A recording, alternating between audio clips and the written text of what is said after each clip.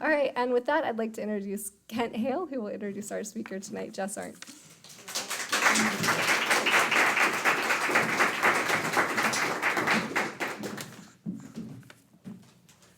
Hi, everyone. Can everybody hear me okay? Cool, thanks. Well, I've never done this before, and as many of you know, I get very nervous. Leading up to this event, I worried most about my body and the ways it might betray me. But if I'm reading this document in front of you, my legs must have gotten me to the podium, so things are going pretty well. When I was offered the opportunity to introduce Jess Arndt as a writer, teacher, and friend, it felt most appropriate to begin with a confession that attempts to express the strangeness of living in a body. This is partly because while attending the MFA program at the California Institute of the Arts, I had the pleasure of having Jess as my first ever creative writing mentor. So they're familiar with my neuroses and have talked me off many a ledge, and usually over a couple of beers at Senior Fish Off Sunset, yes. But more importantly, a sincere personal admission provides a way to access and interpret the slippery movement of a Jess Arndt story. In Large Animals, a collection of short fiction published by Catapult in the US and Cipher Press in the UK, the bodies of Arndt's often unnamed narrators oscillate between and ultimately dissolve boundaries. The stories they inhabit unfold within locales and circumstances familiar to American short fiction. They meander through the halls of academia, get drunk at faceless dive bars, and navigate the fear and unknowability of love, prospective parenthood, and the craft of writing. However, in Arndt's hands, the page transforms into a porous space where all the unwieldy material of life congeals, bursts apart, and seeps back together again. In Maggie Nelson's words, Arndt's stories are, quote, both totally indifferent and disobedient to the norms of the form, while also hanging together brilliantly, end quote. To achieve this sensation, Arndt translates the external world through somatic experience. They explore how, in ways big and small, the body propels and disrupts language and identity. The result is a radically honest text that imbues place, animal, and object with destabilizing narrative energy. In Arndt stories, an unidentifiable morsel of food can become a piece of gore that almost simultaneously evokes a post-reading wine reception and a severed human foot floating in a formaldehyde-filled jug behind a bar and Joshua tree. Yeah, that's a tongue twister. Lily Tomlin's mispronunciation of a narrator's name can trigger a sudden division of self and a new unsettling way of seeing. Or a huddle of sexually charged walrus, not walruses, can seep into an isolated writer's anxious stupors and even the land itself. Arndt's stories move by way of protuberance. They form shifting bodies of language and narrative that manipulate the tools of conventional fiction to dismantle binaries and embody queer being. Despite the collisions and ambiguities of Large Animals, or perhaps because of them, each story creates a distinct, lingering harmony. Addressing Arndt's fiction practice only scratches the surface of their multidisciplinary output, which includes nonfiction, poetry, and hybrid texts. Their writing is forthcoming in conjunctions and has appeared in Granta, Fence, Them, and in collaboration with Swedish band The Knife. Arndt is a recipient of a fiction fellowship at the New York Foundation for the Arts, and Large Animals was shortlisted for the California Book Award. Arndt currently teaches at the University of Idaho and in the Low-Residency Creative Writing MFA program at the Pacific Northwest College of Art, where, if their pedagogy has remained just as experimental and enriching as it was during my time at Cal Arts, which I'm positive it has, their courses and mentorship reflect the deep empathy of their writing practice. Years after working with Jess, our conversations still pop up in my mind, especially when I'm stuck. For me, their words have become small, joyous interventions. Their words, written and spoken, challenge me to look inward. They get me moving places I would have otherwise missed. I'm excited to share this experience with all of you this evening. So please join me in welcoming Jess Arndt.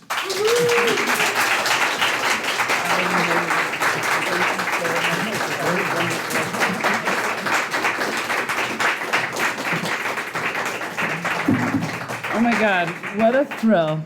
Thank you, Kent. That's a lot to live up to. And coming up here, I just got nervous for you, even though you were already done, and then for myself. So, no, but it felt like a homecoming to get to hear you talk about my work, but also our time together at CalArts and with Corley back there too. It's just like over there, Corley, hi. Sorry, Corley over there. No, it's been like that's been an extra special part of coming here to Salt Lake and to Utah and to your amazing program, which has been nothing short of surprising at every turn in a great way, including all this snow today. I love snow, so that felt like a gift as well. But Kent's not wrong. We did spend some time at Senior Fish thinking about bodies. And it makes me homesick for it. So I can't wait to continue talking with you about bodies in other places. And basically, I've been holed up all day in this wonderful Airbnb that you all have allowed me to have in a kind of like hip part of town, it feels like at least. Imagining what it's like to live in Salt Lake City, kind of like very different from the life I usually live, which is as a parent and a partner in a barn on a tiny island where there are only 80 people and no stores and no pavement. And what I've been doing all day is like talking to students where I'm still teaching my Idaho classes like over Zoom, and we've been talking about somatic practice and bodies, and so. It feels right to kind of continue with that and also to like see this awesome show, which like I feel like I was saying to Kent, this is an incredible piece of sand between, right? I mean, you can't make this stuff up, right? So thank you, hugely. I brought everything. I don't know why. I'm just going to read one story, and then we can talk or not talk or whatever you want to do. Throwing all this other stuff down here. So I'll read a story that does start in that island space and then kind of moves a little bit sideways of it. Can you guys hear me? Okay, cool. It is called Slobber and Drool. And in it, I think a character endeavors to stay in their body in all kinds of ways, but as Kent so articulately said, it's often quite difficult to do. So feel free to be in your body in any which way during this time. Slobber and Drool. We never had any time. I paced the island cabin in the Pacific Northwest where we'd been overwintering or denning up like wolves. We left everything, LA bungalow, wilting jobs. Here, our water came from a well and our power from the sun, though the January sky was a concrete pancake, and we had to ration our generator gas daily to make up for the lack of light. Elle, our kid, what would happen to us? We were weeks away from living with my parents. This is also a story about like a bad job interview. I got an interview, I said to Elle through the semi-darkness. We brushed by each other at the propane stove. Bingo, she said. Suddenly, I was Arthur, freely pulling swords from the stone. I bent back into the cast iron pan. The cube steak was gristly. How did you cook this stuff? Our lives were ballooning forward. This shining, yawning, kismet-like chance. Excalibur. Over the bad satellite phone connection, our astrologer friend had handed me this exact Pendragonic visualization. Help, I'd said, calling her first with the news. I was terrified. The task will feel easy, fated, almost effortless, she had said, or else it won't. Voraciously, I'd glommed onto it, playing the mantra out on loop as I wadded a waterproof bag with chosen clothes. In my most utopic imagining, my back was a slab of muscle, even though Arthur could have pulled it out with a pinky. And now, the next morning, as the chartered boat ripped away from the beach and the small waving unit, who stood there miming a cheering motion, at least for my benefit, and thus bolstering me and my chance of success, the benefit of everyone involved. Again and again, I swept my arms overhead to grip the sword handle. I was him, Arthur, you could also call me Wirt. At 41, I was already dented, a mostly lost cause. But finally, the heaviness between my shoulder blades was on its way to being earned. And as the gelid water slushed crossways in front of us, a hero's journey, this gave me hope. Twice a month, I poked a small syringe of testosterone cypionate at a 45-degree angle into my belly fat, each time on the flip side of my torso. I was always in a rush, jamming it in after rapidly priming it. Tea was thick and needed a draw needle. I clunked away the bubbles in the syringe nose and released. It was 40 milligrams, mini stings, basically nothing. A male mosquito might have more. It didn't make me angry or different in any way I could tell, except I was mildly, milkily horny for most of each month, and what sleep I did have was drenched in something small and barely familiar, but sex-like, such that I hated waking up. I was preoccupied with a single fear, that I'd smell different, or I already smelled different, and I tried to keep my body from rubbing things, leaving any kind of residue or moldy funk. Often, I crept to bed late and kept myself firmly rolled in a foot-wide lane of sheeting throughout the night. In the mornings, I'd jump out first thing to help our waking kid and relight the cached fire. Then, while they cuddled, I checked my pits and boxers for something telltale or off. I desperately wanted some kind of animal intimacy, and to be invited back towards Elle's sealed innernesses, places I used to feel at home in, but now could barely. The gap kept expanding. I sweated to reach my hand across the outspreading bed. Night gnawing equals endless. Wasn't there some math about approaching zero but never getting there, never touching? Other fears. Wading partway into twilight puberty, taking myself seriously, being seen. I kept the single-use vials hidden in a beat-up cardboard box on a shelf behind my t-shirts. Ostensibly, this was because the accompanying syringes were dangerous to 3-year-olds, but more likely I craved some kind of cover, preferably a long, low, endless cave. Ever since childhood, I'd hoped to crawl back in this or that corner and fix myself, then emerge somehow impenetrable, whole. Bye, I yelled over the blasting dual marine engines, then stared across the strait. Bald eagles, humongous, shitty, regal, doodled each other dramatically over the green, frothy fir tops. This is how it finally starts, I said. I hadn't been alone in months and months. Feet, knees, chest, I had them. I saw a band of light spasm across the water and look for an effulgent, rising sword. Soon the boat was packed with businessmen, engineers, and project managers in overly tidy Realtree caps with arms full of plans for the outer islands and how they might develop them. But I was also busy, and from the farthest bench seat, I remembered where I was headed and shouted into my phone memos and scraps of ideas that might collect into something meaningful, like a job talk, making sure I was heard.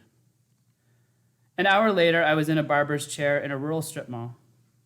From under my smock, I stared across the U-shaped parking lot. The Landro Park was packed, the ubiquitous teriyaki takeout bright against rows of mud-splatted rape trucks. I was copiously bleeding everywhere but into the silicone sheath of my trademarked Diva Cup.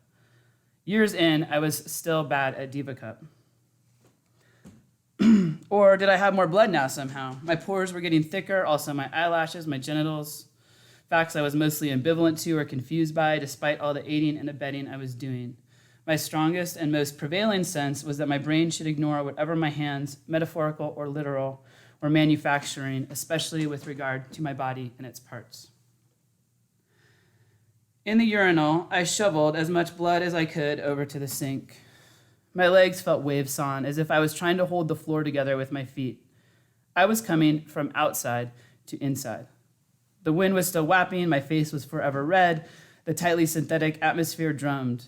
These slick beige walls, cocooned from the barber's chairs and parking lot and surrounding potato and grain fields, equaled possibly, at least since birth, the most inside I'd ever been. I breathed in, tried to condense. Condensing was hard. Everything was foggy. My new glasses prescription was badly off. I often tripped or tried to climb over cat-sized shapes on the January sodden, bracken-deranged paths, cats that dematerialized when I looked back for them. Plus, I was constantly drunk from an androgen-producing herbs suspended in something akin to Everclear. I gulped 3 times a day, as instructed by an herbologist I'd entrusted with my monthly finances and never met. He lived in a dusty, oaky California mountain town, and his name was Joshua. Believe you, bro. I checked the fade in the mirror as I tried to scrub the room of my leftover bio goop. Fade line passable, at least last-minute interview worthy. My barber was death gay, which haircut-wise could have been ideal but hadn't panned out. Not that kind of gay. Gay was hilarious, though. We gays all knew it. In LA, we used to go to a lesbian feminist haunted house called Killjoy's Castle, both with Ks. Lesbians were the funniest. Didn't they have someone reaching out of a stall door, also with a diva cup, full of thick, dripping, cornstarchy blood? Someone with a plaintive voice demanding, "Who can help me with this?" Effing fall out of your chair funny, or your pants, or your life. Even though I'd given up teaching, working, society, I was always trying to explain to my students about gallows humor. I splashed some water. Mirrors were also a problem. My face, not the glass, was blurry. I had no idea what I really looked like besides lumpy, fuzzy, profuse. My lip hair draped out over my lips. Cutting it meant committing to mustache, not the virile teenage outsiders kind that everyone wanted either. But tomorrow I had to present myself, offer, among other things, a paper finally proving what everything in my life had been prepping for, building towards forever. "Hey, thanks for," I said, trying to force trial words out, even though someone outside the urinal was pounding their body into the hollow core door. Once, as we sat eating soup together, a writer I loved had said that just the feeling of his breath touching the microphone weave made him cry. He was the most tender writer I knew, and he wrote about drinking and drugging almost exclusively and nothing else. What was more tender than disappearing? More muffled scraping on the door. I exited by way of ushering the guy in with my body, offering him the nugatory bathroom. "What's nugatory mean?" he said. "Small, insignificant, worthless." I often use my body this way to get closer to things. "There's been a murder in here," I said, slushing some of the bloody paper towels over towards the trash with my foot. "Possibly." At the nugatory commuter airport, noon, I forewent liquor for tea. What could I possibly say that was worth saying? I searched my life for anything extreme. I might talk about the Arctic, though what about it I was no longer sure. The only thing I remembered about that place was the non-hyperbolic feeling that my head was going to whirl off. Instead, I texted Elle, who had already won and escaped jobs just like this. Besides, I had to check in. I was still a parent despite all this freedom. "There's a problem," I tapped. "I'm writing the same fucking story. All the time. Same story. It never changes." "Try the thing about overwintering," she tapped back. We were a team. Or was it, "Alone, in a leather chair, eating a club sandwich sounds tough"? I was having a hard time interpreting texts.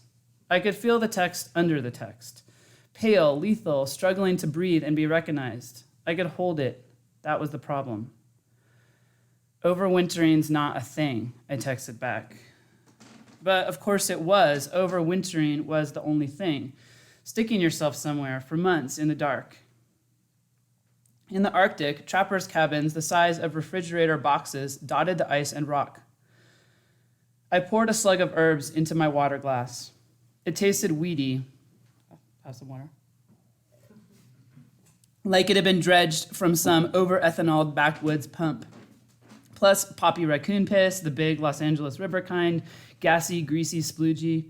The herbs made me really go for it. Made me feel like I was Mad Max driving a motorcycle for the first time, with the accelerator cemented to my tongue, and also with half my brain already shorn off, drooling. Our kid called me Poppy, which I loved. It was a substitution, but not. A marker of difference right out in the open. Something anyone could feel okay using, even if to us it meant all kinds of semi-subcultural things. Rubbings we invented or turned up. Zap, all problems solved. But now, even we, degreed, invested in undoing paradigms, had become confused by it.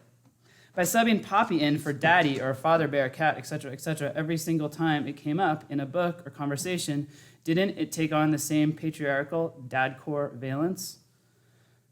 I was too sensitive.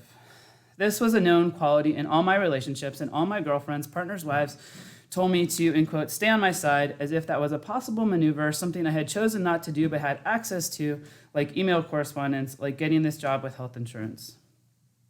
I wanted to stay on my side. Wanted to erase the pre-sensing, uncomfortable ability I had to mold myself to others' perceived needs, or when I saw someone reacting, to favorably overcorrect. Maybe the tea would help, I'd often thought, at least before starting it.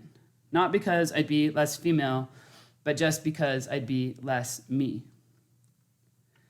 I boarded the plane last and slumped into the aisle seat, nodding and slobbery from the sediment at the bottom of the herbs.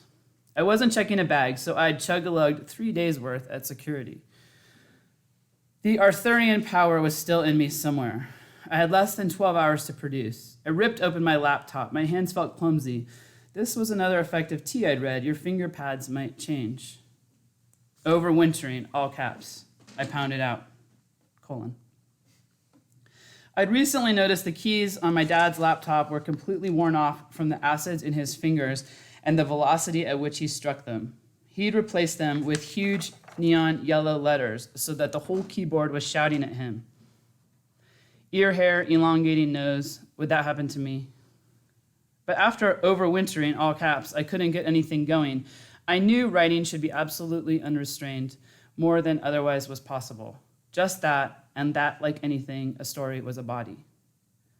In the talk, I wanted to explain 2 basic things about being in Svalbard on the island of Spitsbergen, very near the North Pole. 2 things besides what mattered most, that Elle was pregnant and I was very far away. The first was something the trip leader had told me.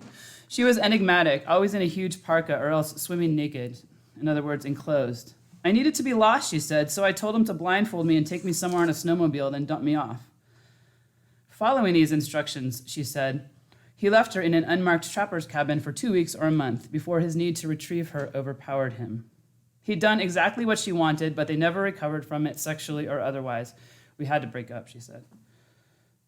The second was an even more vapory story about a baby born into a barren, snow-pasted fjord hundreds of miles from the nearest clinic whose mother couldn't make milk. The parents found a seal, the trip leader said, and when the ice disappeared with the spring melt, the baby weighed more than a 3-year-old. Now I wanted to go back there. This was, among other things, what the talk was about. I wasn't sure how, but I also knew I needed my family to come. 3 months in the darkest place on earth seemed urgent. Our main problem was sleep. Now that we were finally getting some, it wasn't rejuvenating us. Even just last night, Elle had punched me in the throat while dreaming. You punched me in the throat, I said, bragging, wanting her to apologize.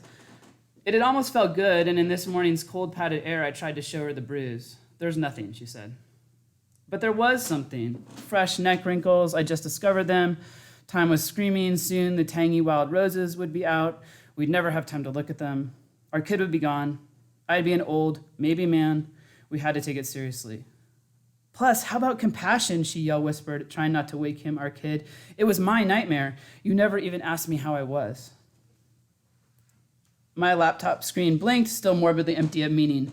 My body was pulsy and woozing. Gross. How could I possibly be turned on now? But whenever the feeling showed up, I was relieved. The plane wobbled as it descended through the stratocumulus layer. No jog talk meant no magic bullet to save us, no tidally creased benefits package, no ego fuel, no proof I was okay and somehow legible, i.e. could continue being. What, anyway, was reasonable? One summer, I made all my money pulling the single digestive vein out of shrimp after millionth shrimp, deheading them alive with my thumb. I dreamed, Elle said, another mostly sleepless night, that nothing should enter you. Which was, in itself, an opening back towards her. Yeah, I said, lunging for it. She was right. I didn't want anything to enter me. Except, wasn't I begging for entrances all the time?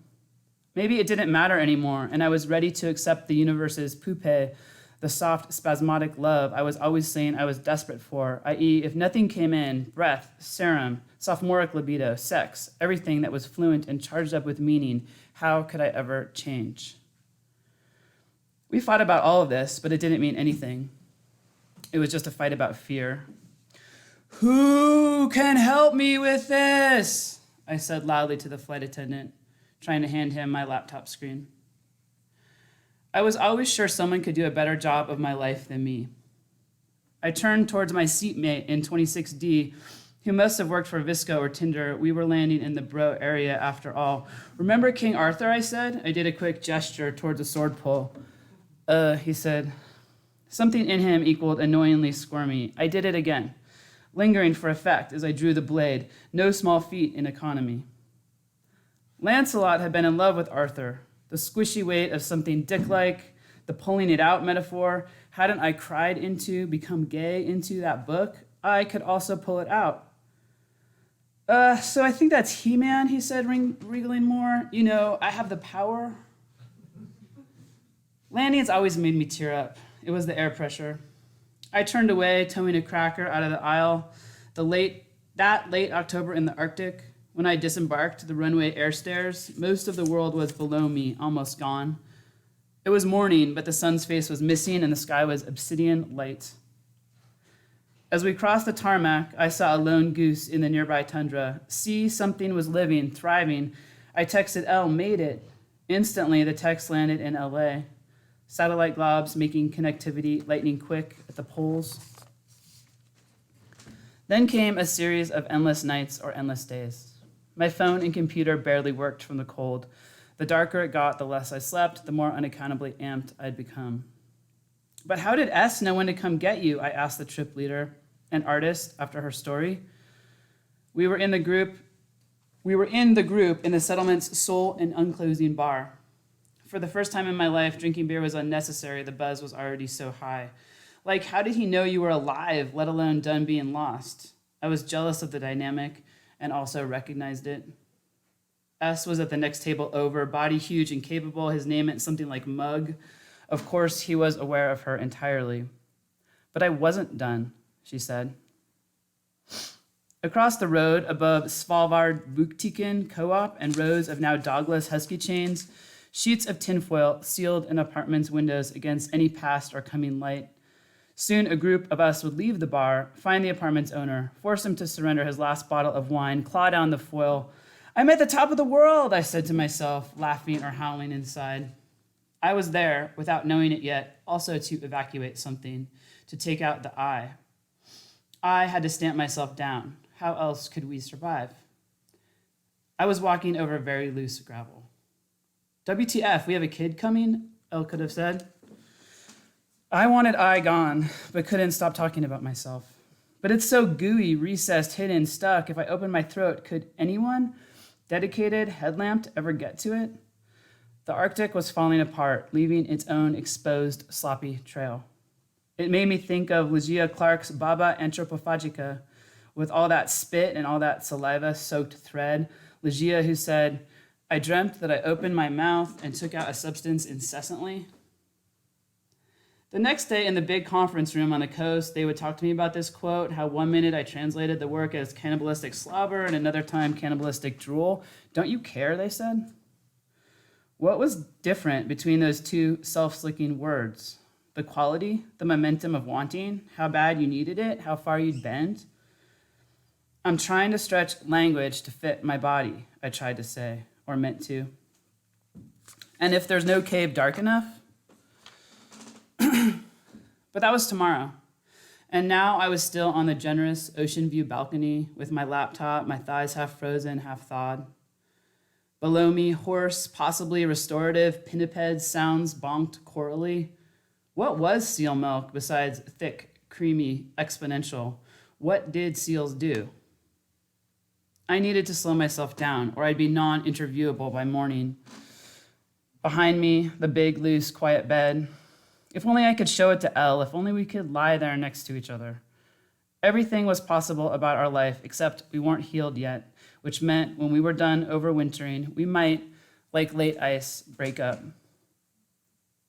To combat fear, our therapist said, the brainstem needs small sentences, no personal pronouns.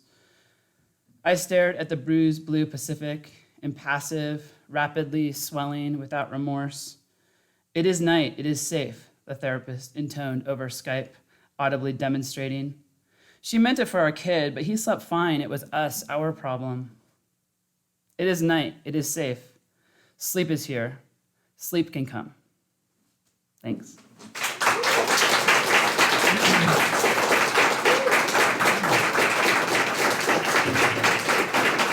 Thank you, guys.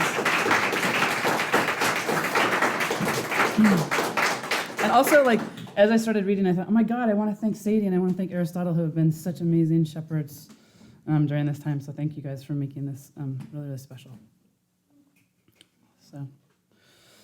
So that's kind of me, and like happy to talk or happy to not talk, or we can move around.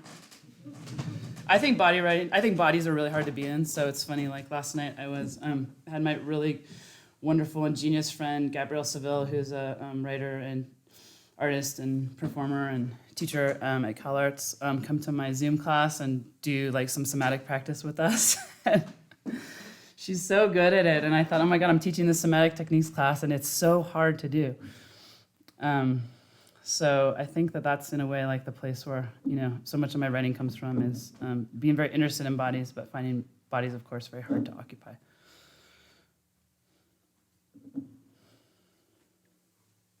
Questions? We can do a few tonight and then some more tomorrow. How did it feel to put that stuff in the fireplace? How did it feel to put that stuff in the fireplace? It felt good. It felt super good. Thanks for noticing. I thought, I'm just going to put it here. At first I was going to hang the bag on one of those like things. And I was like, no. And then I thought it looked nice. Okay, yeah. I'm curious about the anxiety of fearing you're writing the same story over and over again, and especially if you evoke it in a story. Is that like an exorcism, or what's it do? Such a good question. Well, I do think listen to me that if you're having a problem outside of the story, you have to put it right in the middle of the story. Like you can't solve it outside of the story and expect your story to be kind of like perfectly free of those stressors and anxieties and compulsions and stuff. And I do think that we're kind of going to be like working on the same stuff and writing the same story to some degree from different modes of entry, probably for like the rest of our writing lives as writers. Annie Dillard was a teacher of mine, and that moment in the writing life where she talks about kind of, and I probably said it to you at times, I said it to you too, Carly, but just, you know, like gnawing your own bone. I mean, I believe that, like, I think that, like, we should be allowed and be given permission to, like, not always have to do this, like, fresh, like, I'm making up a whole new life every time. I think it's kind of anti-capitalist to not feel like you have to always like reinvent the wheel every time to produce it for the market or something. And so, but so all of those things, yes, but also it is scary to like encounter yourself on the page. And sometimes when I look back through that very skinny book that took me a very long time to write, Large Animals, I think like, oh my God, this is so embarrassing. Everyone's gonna realize this is just the same thing. And I think people do realize it's sort of the same thing. So it's just sort of like, I don't know, you know, I mean, it's all of those things, I think. I just need permission to do it. So Yeah, I mean, do it, like, please. I have a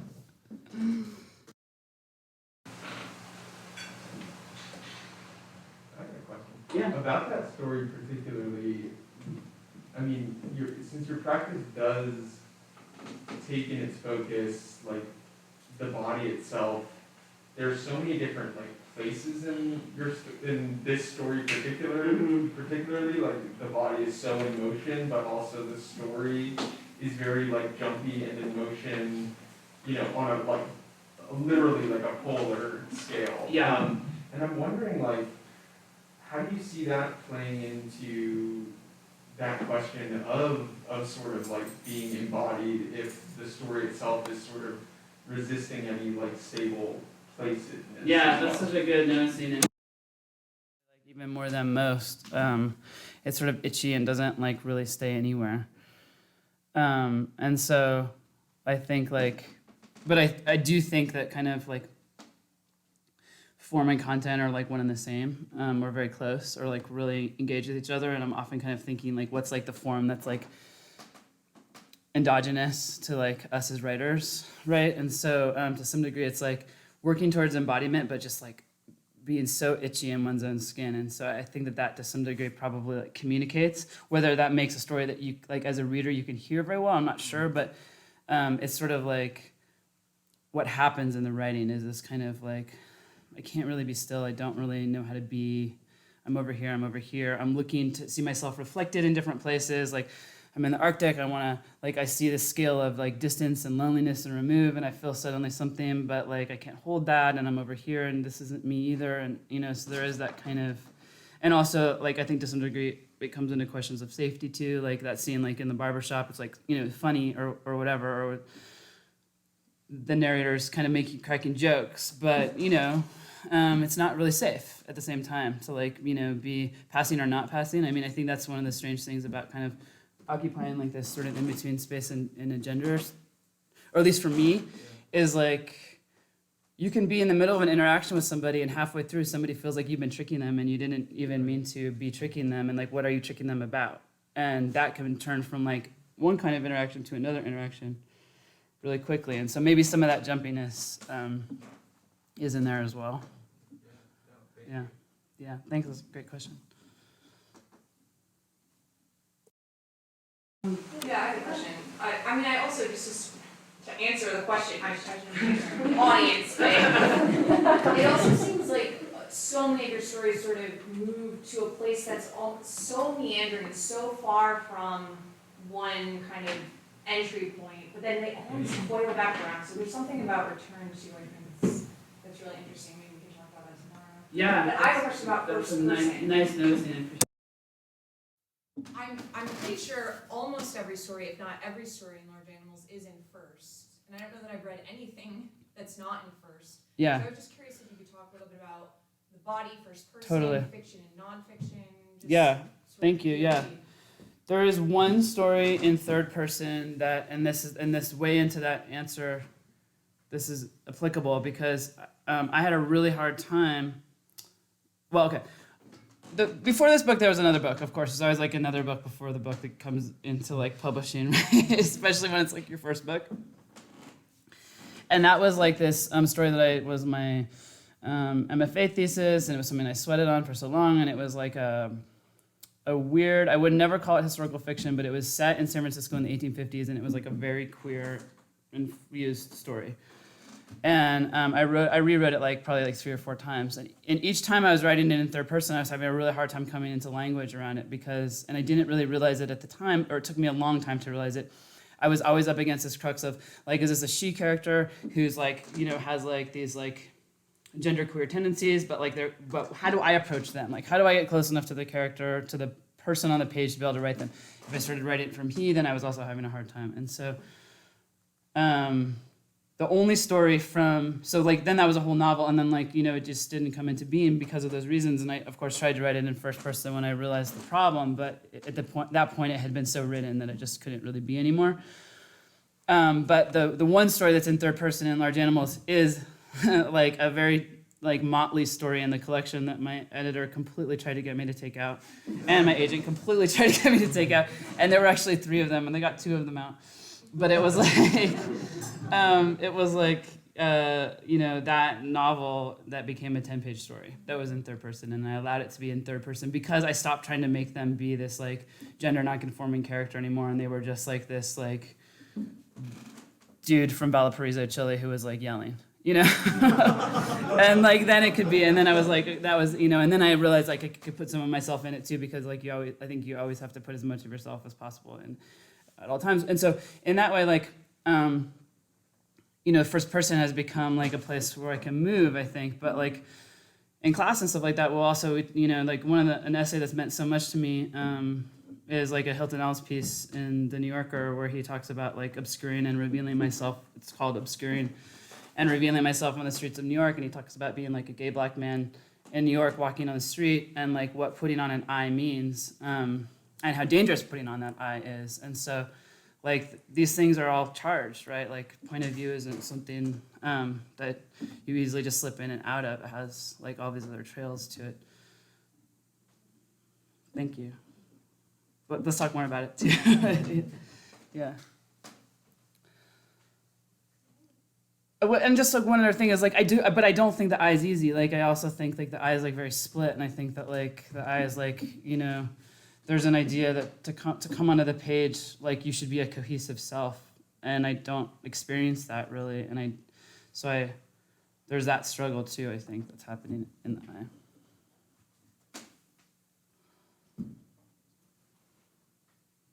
Yeah. Are you comfortable talking about somatic practices like related to your own writing and like that's the feeling of like needing to be embodied while writing or not? Totally. It's funny.